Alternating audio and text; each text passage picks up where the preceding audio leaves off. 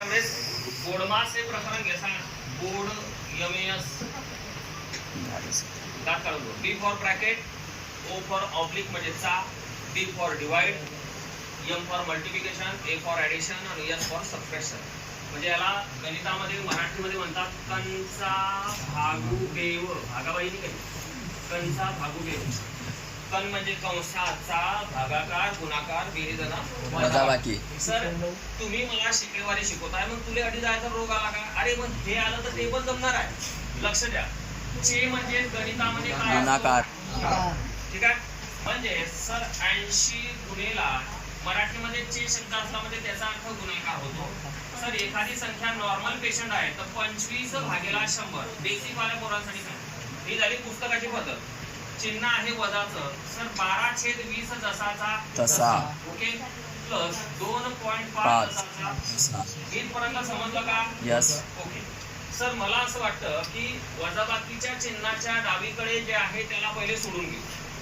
जर त्याचा पाढा दमदार असेल त्याला ते कॅल्क्युलेशन करता येईल. सर 25 आणि 100 एकाच डबल्यात बसतात 25. आता याच्या जागी एकदम बेसिक वाला पोरगा असेल तर 5चा पाढा घेऊन त्याला टाइम लागणार.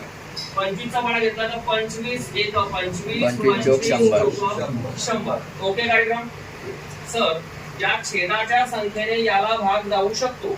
4 1 4 3 8 0 जसाचा तसा. म्हणजे डावीकडच्या संख्येचं फायनल आन्सर किती आलं? 20. समजलं का? ओके. सर हे 20 जसेच्या तसे. चिन्ह आहे वजा. माझ्या उजवीकडची जी संख्या आहे तर मला सांगा याचं उत्तर 20 आलं.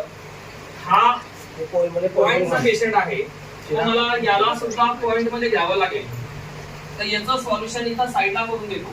12/20 आहे पोटे. आताच तुम्हाला सांगितलं याचं इकडे सोडून देतोय. कसं सर खालची संख्या मोठी आहे ती मग याला भाग जाईल का?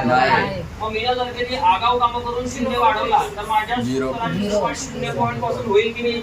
आता चालू याच क्लास मध्ये चालू आहे. सर 20 ने 12ला भाग जाते. 0 एक्स्ट्राचा वाढवला तर माझ्या उत्तराची सुरुवात 0 पॉइंट पासून झाली. 20च्या पाड्यात 20 सक 120 होता. म्हणजे 20 सक 120 सर याचं उत्तर झालं 0.6. सायलेंट करेक्ट आहे. पण हे 0.6 जी किंमत आहे ती किंमत आपल्याला याच्या जागी घ्यावी लागेल की नाही? कारण याचं उत्तर किती आलं? 0.6. समजते? सर हा 2.5 तसा. ओके. म्हणून मी सांगितलं की ज्या पोराला गोडमास वरती क्रमांक आहे त्याला शिकण्यावारीतले बी गोडमास बऱ्यापैकी समजतात. कसं बघा. आता काही जण म्हणतील सर गोडमासचा नियम काय म्हणतो आपल्याला की प्लस प्लस असेल तर प्लस होतात, मायनस मायनस असेल तर प्लस होतात, प्लस मायनस असेल तर मायनस आणि मायनस प्लस असेल मायनस. बरोबर. काही जणांना इथं डोकं दुखायला करते की कसं काय ध्यानात ठेवू. तर मी पी फॉर कॉन्सेप्ट पद्धतीने ध्यानात ठेवायला सांगितलंय. ज्यांचे चिन्ह सारखे तर प्लसच येते. प्लस प्लस असं की मायनस मायनस होतो प्लसच येईल. पण ज्यांचे चिन्ह एकमेकांच्या विरुद्ध आहे त्याचं मायनस मध्ये जाईल. ओके. यस. आता काही जण म्हणजे सर 20 वजा 0.6 अधिक 2.5 आहे तर मला पहिले वजाबाकी करायला परवडेल का बेरीज करायला परवडेल? काही हरकत नाही आहे. जर कमी संख्या असतील तर तुला पहिले वजाबाकी केली तरी चालेल किंवा बेरीज केली तरी चालेल. पण बोर्डमासचा नियम असा म्हणतो पहिले काय करावं लागेल? पहिले भागाकार, गुणाकार, बेरीज आणि वजाबाकी.